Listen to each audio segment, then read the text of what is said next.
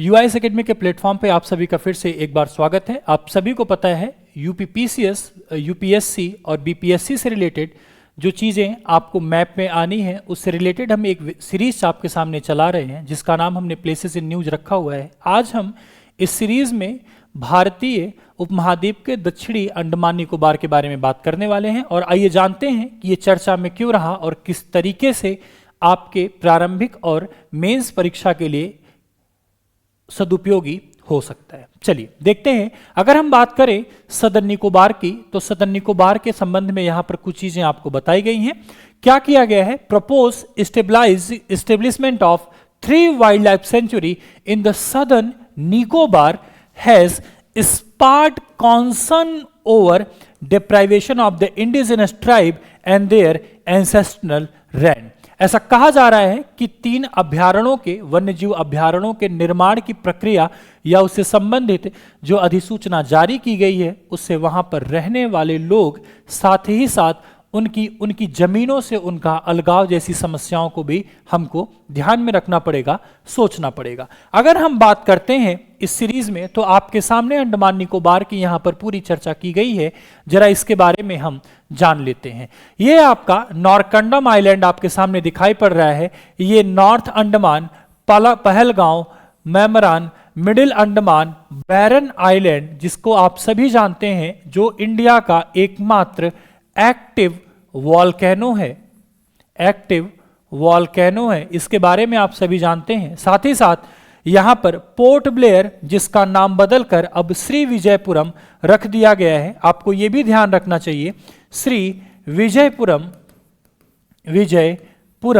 रख दिया गया है, इसको भी आपको ध्यान रखना चाहिए। साथ ही साथ यहां पर आपको 2-3 चीजें और दिखाई पड़े। तो ओवरऑल अंडमान के बारे में आपको यहां सब कुछ मामला दिखाई पड़ रहा है और आप सभी लोग इस बात को बखूबी जानते भी हैं, समझते भी हैं। आइए जरा इसके आगे देखते हैं किन किन मुद्दों पर यहां प्रभाव पड़ने वाला है। अगर हम बात करें इस आइलैंड पर रहने वाले लोगों के बारे में, यहां की जनजातियों के बारे में, अबाउट आइलैंड्स ट्राइब जो कि यहां पर चर्चा में आई है, तो सबसे पहला मामला आया है मोरे आइलैंड के बारे में। मोरे आइलैंड में क्या कहा जाता है? Revered by the Nicobarese as पिरुली।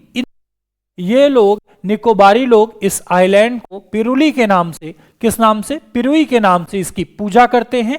It hold spiritual significance and believe to be a legendary अडोब, जिसको ये माना जाता है इससे आध्यात्मिक इनका जुड़ाव है। साथ ही साथ इससे पौराणिक चीजों से भी अपने आप को संबंधित करके ये देखते हैं। अगर हम बात करें मेंचल आइलैंड के बारे में तो इसको हम लोग पिंगैंग के नाम से भी जानते हैं। Spiritually protected and manage sustainability by community elders. अगर हम बात करें पिंक्योक आइलैंड जिसको कहा जाता है, यहां पर आध्यात्मिक और संरक्षित रूप से समुदाय के बुजुर्गों के द्वारा, जो यहाँ के इनके एल्डर्स हैं, जो बूढ़े लोग हैं, ओल्ड पीपल हैं, उनके द्वारा इसको मैनेज किया जाता है। साथ ही साथ यहाँ पर चर्चा में तीसरा जो आइलैंड है वो लिटिल निकोबार आइलैंड है, जो बायोडाइवर्सिटी रिच होने के साथ साथ vital to the southern Nicobarese home for the globally endangered species like leatherback turtle. जैव विविधता की यहाँ ढेर सारी उपलब्धियां पाई जाती हैं और कहीं ना कहीं ऐसा मामला अगर हुआ तो यहाँ लुप्त प्राय प्रजाति जिसका घर यहाँ पर है, जिसको लेदर बैक टर्टल के नाम से जानते हैं, उनके लिए भी यहाँ पर खतरा स्पष्ट तौर पर दिखाई पड़ेगा। साथ ही साथ कुछ जनजातियां भी इससे प्रभावित होंगी। अगर उन जनजातियों की मैं बात करता हूं तो सबसे पहले आता है नाम सोमपेन ट्राइब का। किस ट्राइब का?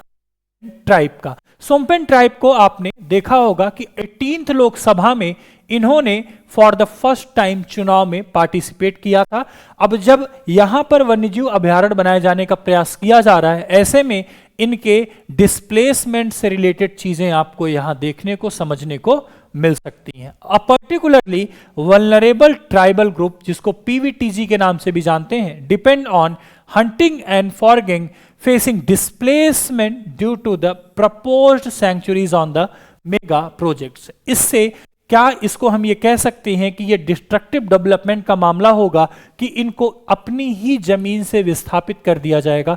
इसके संबंध में आगे और भी समस्याएं देखने को मिल सकती हैं। फिर बात करते हैं सदर्न निकोबार ट्राइब के बारे में, जिनका मामला है कि ये इस द्वीप के मूल निवासी हैं और इनका एक आध्यात्मिक विश्वास, पारंपरिक ज्ञान के द्वारा यहां के संसाधनों का सस्टेनेबल तरीके से एक स्पिरिचुअल मेथड से इस्तेमाल किया जाता है। उस पर भी हम इन चीजों को जानते हैं, समझते हैं। यहां पर जो वन्यजीव अभयारण्य प्रस्तावित किए गए हैं उनका नाम आपसे प्रीलिम्स एग्जामिनेशन में पूछा जा सकता है और उससे संबंधित जो द्वीप हैं उनके नाम आपको मैच द फॉलोइंग में आ सकते हैं। तो ये हमारे लिए द मोस्ट इंपॉर्टेंट सेगमेंट आपको दिखाई पड़ेगा, जिसको कहते हैं मूगा अभयारण्य, जिसको मेरो द्वीप के नाम से जाना जाता है।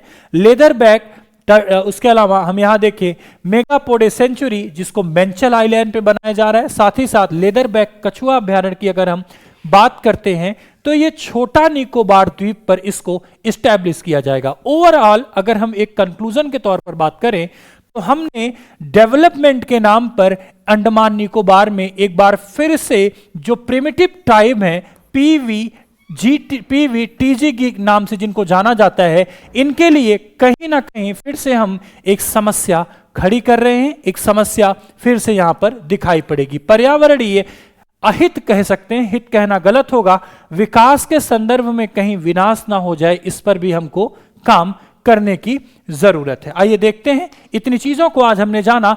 उम्मीद करते हैं ये क्लास आपको पसंद आई होगी। ज्यादा से ज्यादा अपने दोस्तों से शेयर करें, वीडियो को लाइक करें, चैनल को सब्सक्राइब करें। और भी क्लासेस हम निरंतर ऐसे लाते रहेंगे। तब तक के लिए thank you so much, have a nice day, धन्यवाद।